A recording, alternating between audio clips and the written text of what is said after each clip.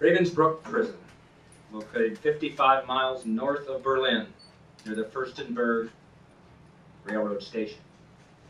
Ravensbrück housed more than 130,000 women and children from 23 different nations between 1939 and 1945. They included Jews, political prisoners, prisoners of war, Jehovah's Witnesses, criminals, socials, gypsies, lesbians, and prostitutes, and a German Christian woman named Vera Konig. It is estimated that between 110,000 and 115,000 of the inmates did not survive, although no exact numbers may be totaled since the Nazis burned all of the prisoners' files. Here is Vera's story, based on a true account of a Holocaust journal that this author secured.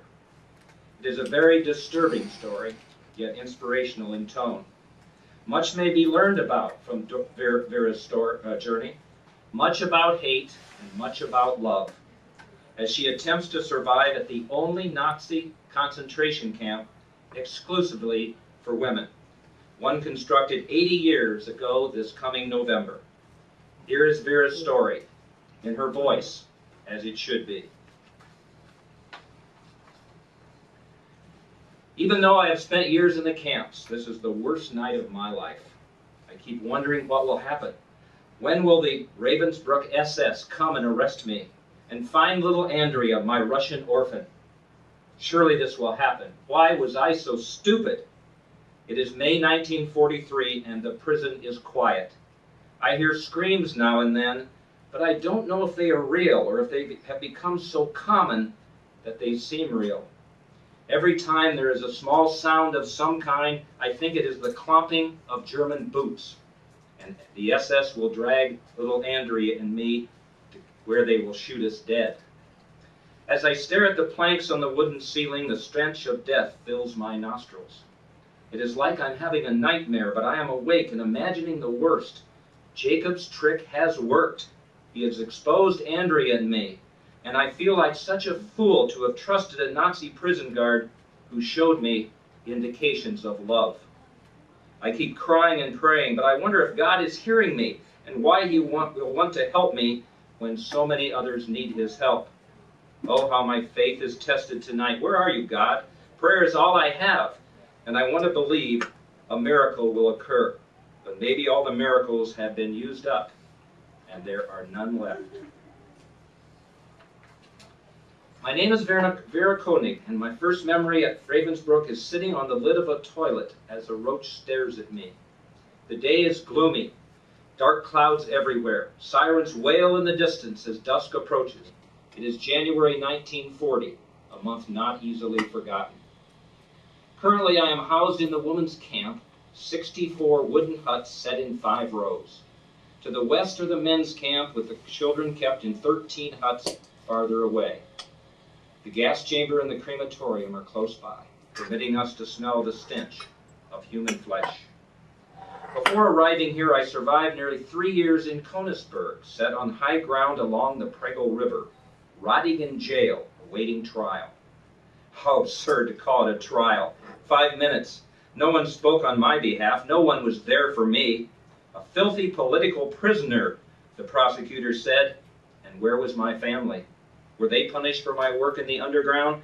I tried to get word to them, but nobody answered.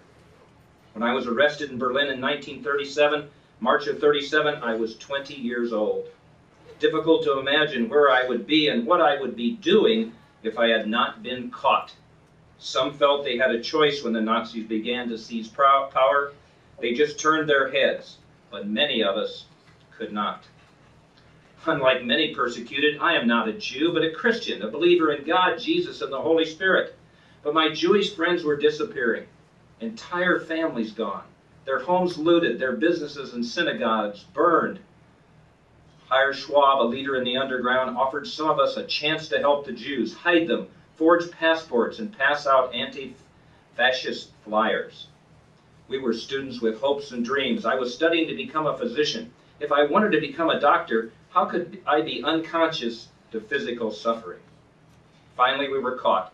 And weeks after my rotten trial, I am here at Ravensbrück near Mecklenburg, north of Berlin.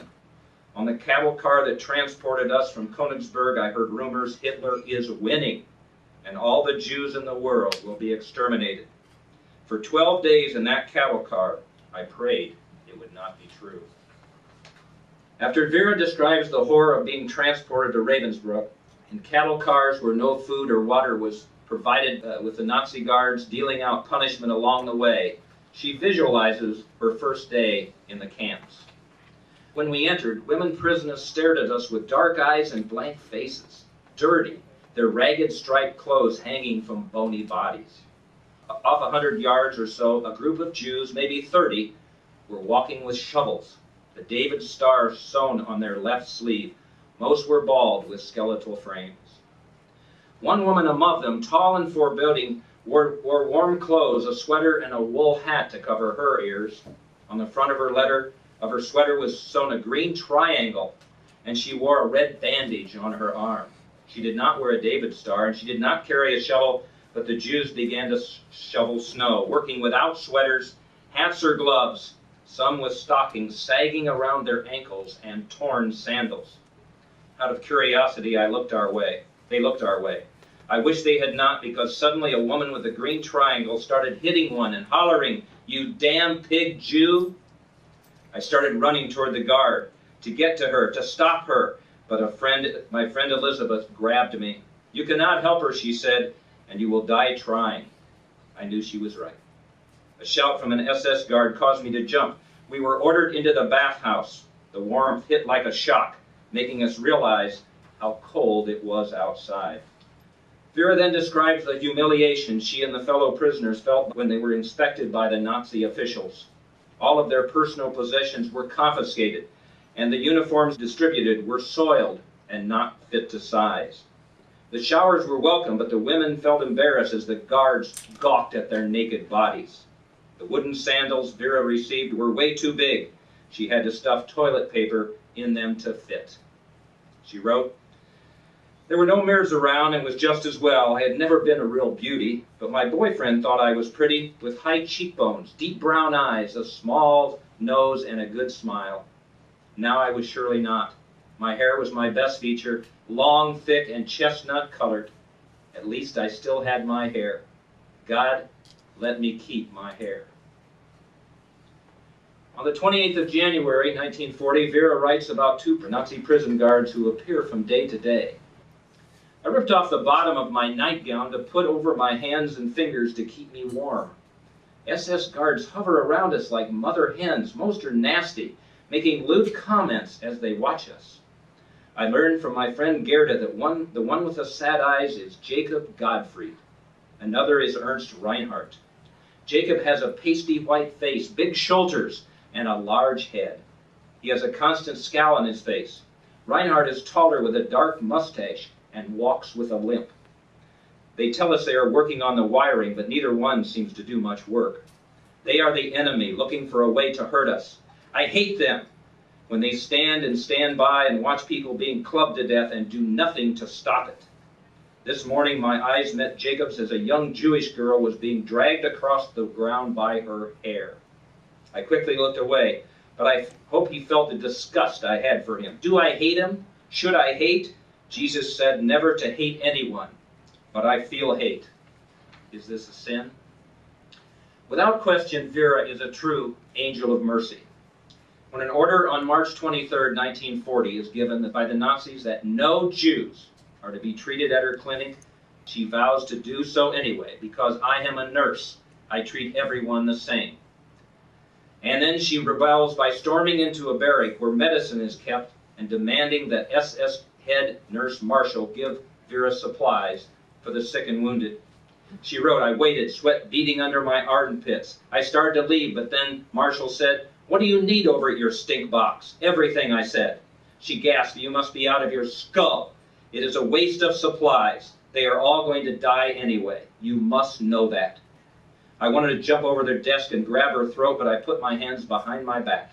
She said, 'Damn fool,' and then took a small package out of the cabinet and threw it at me, hitting me at the face. I grabbed my cheek as she said, 'Well, now what? Is that not enough?' 'No, head nurse,' I said. 'We have 6 German patients and we are out of everything.' I hoped saying German patients would help. Her eyes flashed at me, but then she ripped several fistfuls of medical supplies out of the cabinet and threw them in a basket. Now get your ass out of here and never, ever come back. By the end of 1940, Vera is confused about the guard Jacob. He had seen her sneaking food to the gypsies and Jews in her apron, but did not report her. She wrote, "I don't know what to make of him. Sometimes he tries to be friendly. Other times he looks like the hateful SS guard that he must be to work for Hitler. Do I hate him? I ask myself again, and then I say, yes, no, I do not know anymore." She continues to probe her feelings in March 1941. Chaos and general hysteria have enveloped the camp. People are picked up daily for the transport now, one selection after another. Some go to Auschwitz, some to Lublin, some to Bergen-Belsen, and some to Bernburg. The old, the sick are rounded up, naked, and the decision is made as to where they are to be sent. When I saw Jacob today, I wanted to kill him and all his comrades for what is being done.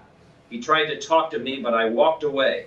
He is two-faced, even though sometimes he seems different than the rest.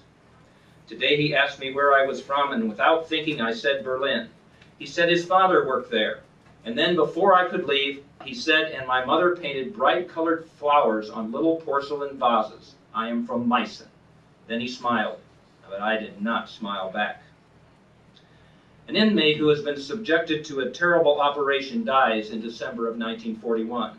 Vera wrote, "The next day I saw Jacob as he walked by the barracks. He didn't look at me, but he said, 'Too bad about Irene.' I started to yell at him, but then I looked at his face and realized that he meant what he said. He did feel bad. Who is this man I hate so much? Have I been wrong about him?" As I walked away, I heard him say in a soft voice, "I do not want to be here either." I said, "What do you mean?" He twirled around and said, "Like many others, they threatened my family. They threatened to kill my mother and my aunt and everyone else if I did not join up. Do you think I am here of free will? We German men have no free will." The suffering of the children continues to weigh high on Vera's mind. She writes, "Today is 25 November 1942. Marshall brought over 2 Soviet women and 3 children from the Revere 1 barrack. She said they are ready for the chamber. If it were up to me, I would send them to the idiot block. But Nurse Agnes says you have space for them. They have cooties and probably the plague. I do not care. Jacob is the one who led the Russians to us. He looked tired and his uniform is grimy. He is a sad man, really. I want to speak to him, ask him questions, but I dare not risk it." Although their clothes hung on the Russian bodies like sacks, and they were hungry and weary from hours of work, the women showed a certain pride. The children were between 10 and 12 years old and really scared. I motioned to one of the kids to come, and she did. I took her hand, and she returned my smile. "What is your name?" I asked her. She shook her head. "Is your name Sweetheart?" I asked. Shrugging her shoulders, her words were barely understandable. Somehow we managed to communicate enough to understand a few things. I could never pronounce her name, so I renamed her Andrea. I called her that because she reminds me so much of a little girl who always asked me for chocolate. She understands and accepts the name. She is blonde and blue-eyed. She could be Elizabeth's child. We are made to understand by one of the women that she is an orphan. Her mother was shot in one of the camps, and her father is missing. Vera wrote a few days later that she took to this little girl like she was the daughter I always wanted to have. Her face was not broken like some of the others, but her body was. She had big, ugly, watery bumps, especially on her legs. I managed to get a little extra ointment for her. I should probably be ashamed. Everyone should be entitled to the same care, but with Andrea, I could not help myself. Adults in the camp with little to share often take on some poor creature that they reach out their needy hand. A little motherly warmth helps them. Tonight I kissed Andrea goodbye, and I prayed to God and thanked him. He has answered my prayer for a miracle, something to bring me cheer. After a break and some fresh December air today, I sat on Andrea's bed for a while and just looked at her. Andrea has a lump that has reached the size of a coin. All I can do is wrap it. Sometimes I use liver oil ointment. We use it for everything. I tried my best to take care of this little girl like a precious gift. She now knows 2 German words, Mutter Mama, and the word for SS. She shakes her head when she hears the latter. To Vera's horror, an announcement is made that all non-German children are to be prepared for transport from Ravensbrück, where she knows they will be killed in a gas chamber. Now she wonders what to do with little Andrea. Fortunately, a barracks packed with Slavic women, one from Romania and two from Yugoslavia, agree to hide the kids in their block, the Gypsy Block. When Andrea learns that she will be separated from Vera, she cries and shouts, "Mama, Mama." Just before Andrea is taken, Vera wrote, "I grabbed her and carried her away. Instinctively, I headed for my old block, Block 9, and my friend Gerda. Thankfully, I caught her by herself. She was happy to see me and asked who the little angel was in my arms." Gerda said the block now had mixed nationalities and there were some German children who will not be transported. Hopefully, Andrea will fit in. Gerda suggested we get rid of the R for Russian on her patch right away, just in case. I agreed and we ripped it off. Andrea was calm then, too cold and tired to object. Still, when I told her I would see her the next day and started to leave, she grabbed and hugged me as if it was for the last time. Gerda quickly took her into the next room. My heart was heavy, but I knew this was the only way to save her, at least temporarily. I prayed at night for Maria and Gerda, women who are so compassionate and kind. And I pray for my little Andrea. Lord, please take care of my precious gift, my gift of hope from you. On December 28th, Vera describes her dedication to saving Andrea and comforting her on a daily basis. I kept my promise and visited Andrea. I had no problems getting away for a visit. My co-workers understand. Andrea seems happy. She has settled down, and I must realize that I was not getting rid of her. Gerda has already taught her a little English. In a sweet accent, she said, "Thank you, Mama, I love you." I had to run out before I burst into tears. Vera continues to see Andrea every day and notices that her health is improving. The lump is gone, her skin is clearing up, and a kidney infection is getting much better. Turning her attention to Jacob and Reinhardt, she wrote, "The SS men were here today, still working on the wiring. Again, they had a few friendly words. It feels good to hear kind words, but it's difficult to know if they mean it. They could be spies. We get the feeling they have found a good job and like hanging around. They do not seem to work very hard, but it was not our business, and the whole episode is rather amusing, although I must remember that these are Nazi killers." And she then writes, "It is now the last day of January 1943, and the time has passed so quickly. After a head count this morning, Jacob was back at the clinic, but today he was all alone. All morning he managed to be working close to me and saying little things, friendly things. I had to keep reminding myself he is SS, but he does not seem to have that hardness to him. His eyes are light brown and they reflect a certain type of goodness, not the cold steel look of the other SS. He has aged some since I first saw him. He is tall, thin, almost lanky, and has a reddy circular scar below his right eye. His hat over his brown hair is dirty, and his gray SS uniform is way too large and very worn. It does not look as though it belongs to him." Then he quietly said, "Call me Jacob if you wish. I was an electrician in Heidelberg before duty called." He actually sounded affectionate, as though he wanted to cheer me up, something very strange under these circumstances. Vera continues to hide Andrea when the SS come calling. Oh my gosh, tonight it has turned to April, and the moon peeked behind the clouds and set low on a starry night. I spend the night in the clinic and pray for another miracle. Today they began what they are calling a complete general inspection, which is estimated to go on for days. The SS are inspecting every block, tearing them apart, and they to include the clinic blocks. I am at my wit's end. Where to hide Andrea now? Gerda and Maria had their own share of problems. I brought Andrea to the clinic and hid her at the bottom of a short patient's bed, piling supplies on top of the blanket. There seemed to be nothing else to do. The poor little darling knows she is in a bad situation. She is afraid of being moved and hiding, but she understands it has to be. My situation is not much better. If they find her, I will be executed. She is my problem, and I have to find a better place for her to hide. 2 days have passed, and Andrea has not been discovered. I have hidden her in a crawl space below the Gypsy Block. I feel dead inside, knowing she is shivering and cold. It tears at my heart to know she is hungry. She trusts me completely and cries silently, knowing she cannot make a noise. I sometimes hear her whisper, "I love you, Mama." My heart breaks. I want to scream with the injustice of it all. If she has to stay there much longer, she will catch pneumonia. And they tell us the latest inspections will now go on for days. Visiting Andrea is most difficult for Vera. Tonight it was very late before I got to her. There was one emergency after another at the clinic, with doctors coming and going into the evening. By the time I started my trek past the searchlights, I was limping. My legs hurt so badly.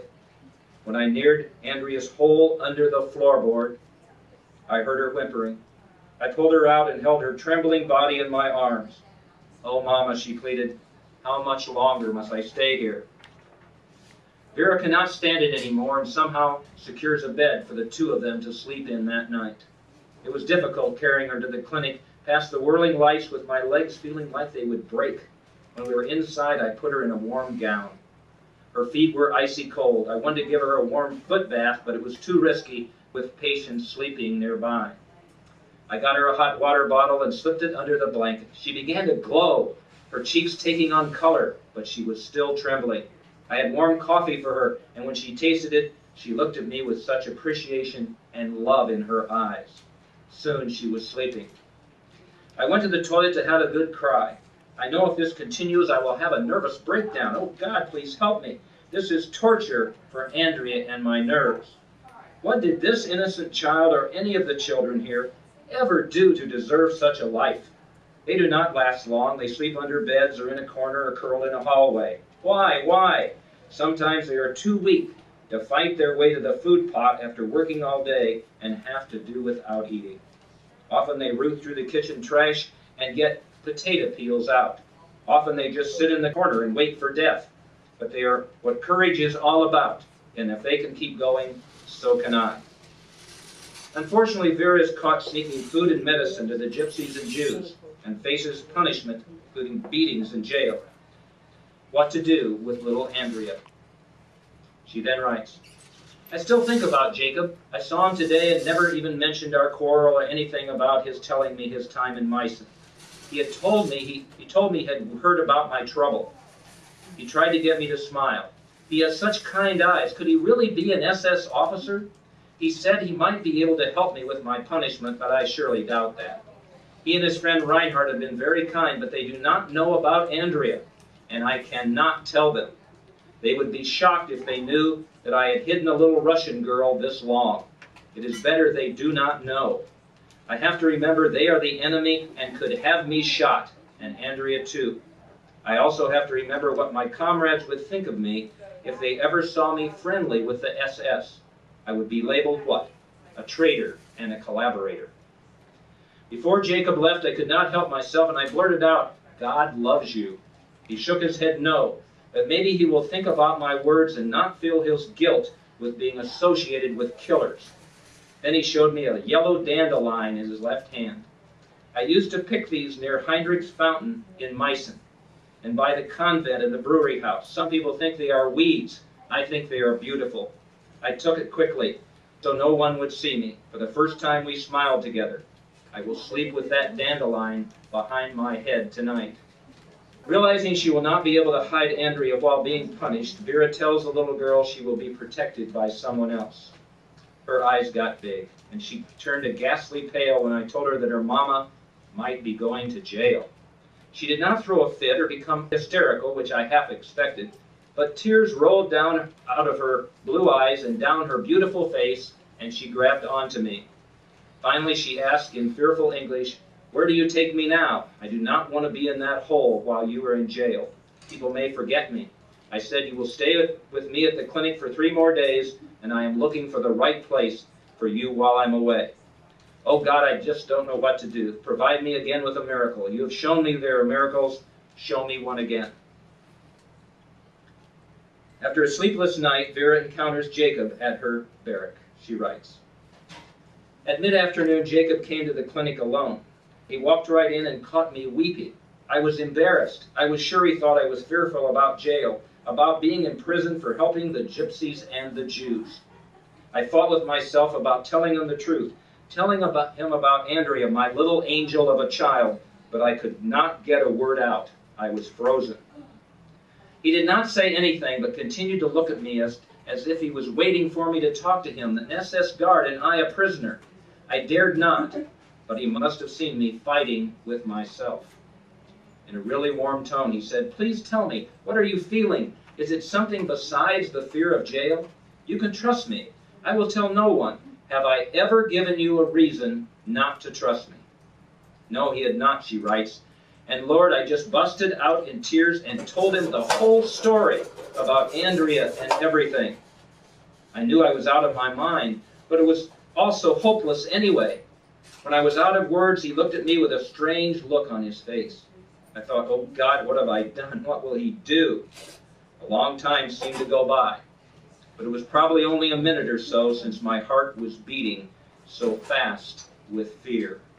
Then he took my hand and squeezed it, patted me on the shoulder and said he would be back in a little while. He was gone. I had to wonder if he was on his way to the commander. Everyone believes I was set up for my arrest. Maybe it was Jacob. Suspecting Jacob causes Vera to become nauseous. Her mind is confused and disoriented. She wrote, I sat down for a while. I was so dizzy. Would Jacob come back? Would he come back with the SS? I was sick with worry. What had I done? What choice did I have? I prayed and prayed some more. Elizabeth came into the lounge and found me on my knees. She stroked my hair and left me alone. I could not tell her what I had done. She knows Jacob is not like the rest, but cooperating with the SS is considered a mortal sin. Even my friends would not understand. Oh, why had I been so weak?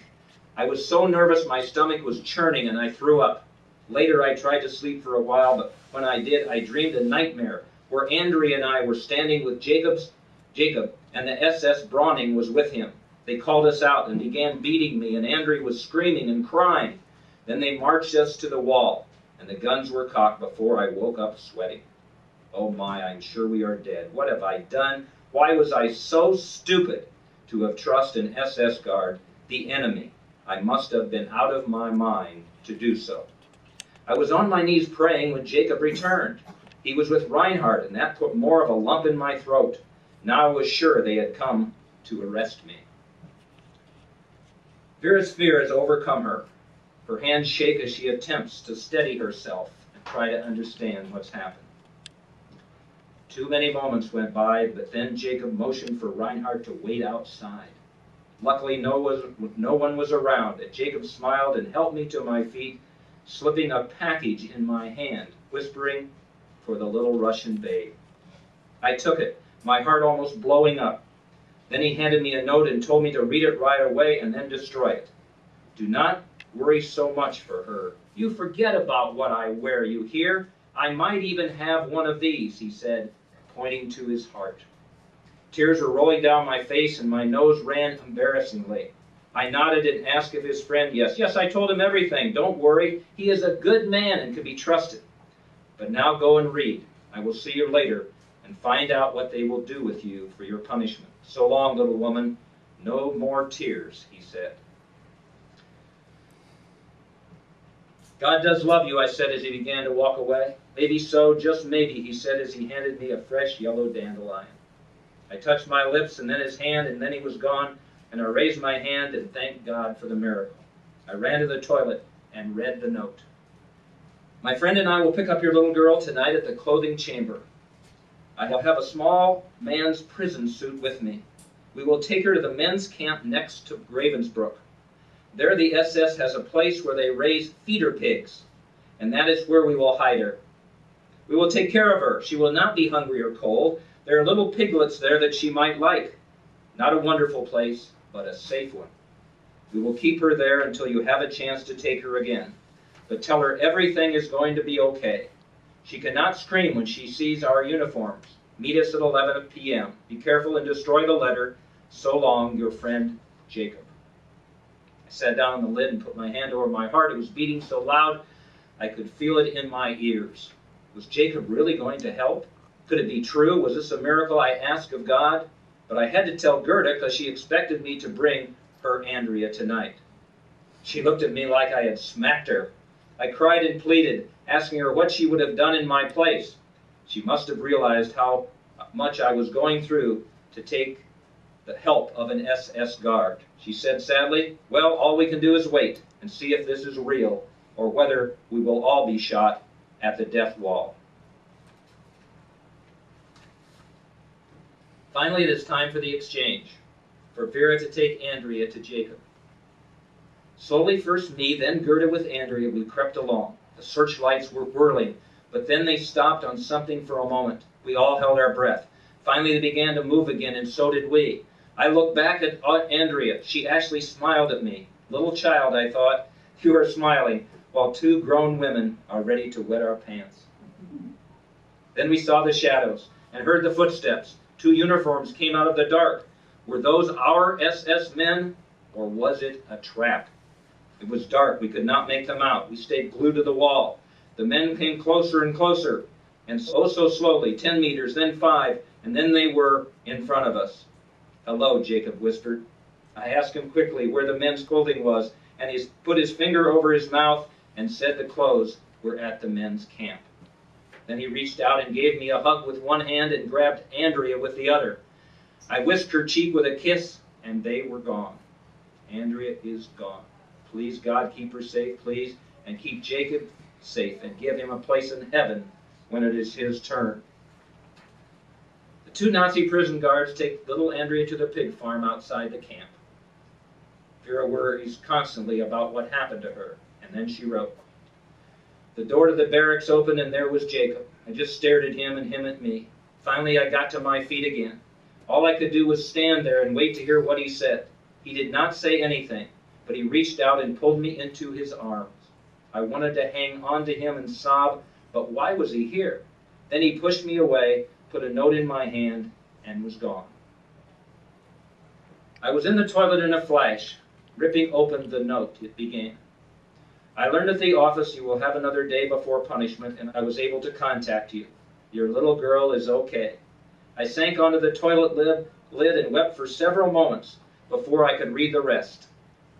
We have made a soft bed out of straw and given her lots of blankets.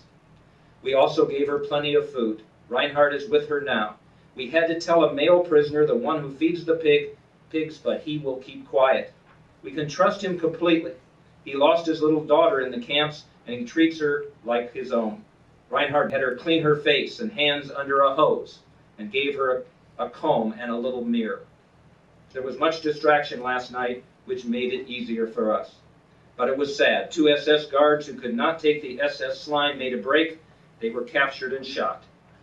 I will ask when you will be out of the bunker, out of jail, and maybe I can check myself. Your friend, Jacob. I turned the paper over. But that was all. I could feel my chest get lighter, and I just sat there breathing deeply. In a minute, I tore the letter into pieces and flushed it. Andrea was safe. Jacob was safe. I said a little prayer for my little darling and those 2 brave men. I said a prayer for the 2 men who were shot. No one could blame them for trying to break out of the SS. So tonight, I will sleep and try to dream of angels. Tomorrow, I will report for my punishment. In my best-selling book, The Reporter Who Knew Too Much, and the follow-up book, Denial of Justice, which will be published this fall, I chronicle the courage of a fearless reporter named Dorothy Kilgallen. To discover the truth about the JFK assassination, she risked her life, and ultimately, those who were threatened by exposure ended her life. As strong as Dorothy's courage was, it cannot even come close to the courage displayed by Vera during the horrors of the Holocaust, where life and death were a daily companion. I certainly have respect for Dorothy's courage, but it pales in comparison to Vera's. Before considering what we may learn from Vera's story, you're probably wondering what happened to her during the rest of the war and afterwards. It is truly a remarkable story, and one I do not want to spoil for you when you read her words from the diary as to what happened. Also, what happened to little Andrea, you may wonder, and to Jacob and to Reinhard? Did they survive the war, and if so, what was their fate? Is it possible that Vera found Jacob, who certainly displayed courage in the face of evil himself, and Reinhard and Andrea as well. I leave it to you to read Vera's words, hearing her voice as to what transpired. To honor those courageous women who lost their lives at Ravensbrück, there are memorials existing that deserve special attention. Each depicts these brave souls displaying their never giving up, their dedication to survival under the most terrifying conditions imaginable, conditions where death is a reality 24 hours a day. Bless them all. This is one of the memorials. It's at Amsterdam. A second one is this one at Ravensbrück, and there is the third one at Ravensbrück as well, dedicated to these women who were so courageous during the Holocaust. So what can we learn from Vera's remarkable story?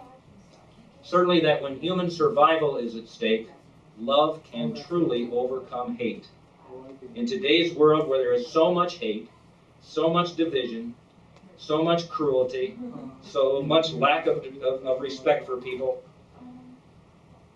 finding out that there was a Nazi prison guard who she first hated so much, who she wanted to kill, could have love in his heart, is truly inspirational. When a decision had to be made, a life or death decision affecting not only a little Russian orphan but herself, she displayed courage unmatched in history by trusting this man and saving that little girl's life. By trusting the guard, while never losing sight of her belief in God, Jesus, and the Holy Spirit, several lives here were transformed. Vera, the girl, and yes, Jacob and Reinhard, who risked being shot to help save Andrea. The lesson to be learned is that no matter how much hate may be inside a person, love may win out. This lesson brings to mind two quotes that I will leave with you today. Nelson Mandela: I always knew that deep down in every human heart there is mercy and generosity. No one is born hating another person because of the color of his skin or his background or his religion. People must learn to hate, and if they can learn to hate, they can be taught to love. For love comes more naturally to the human heart than its opposite. And from Martin Luther King Jr., love is the only force capable of transforming an enemy into a friend. Thank you very much.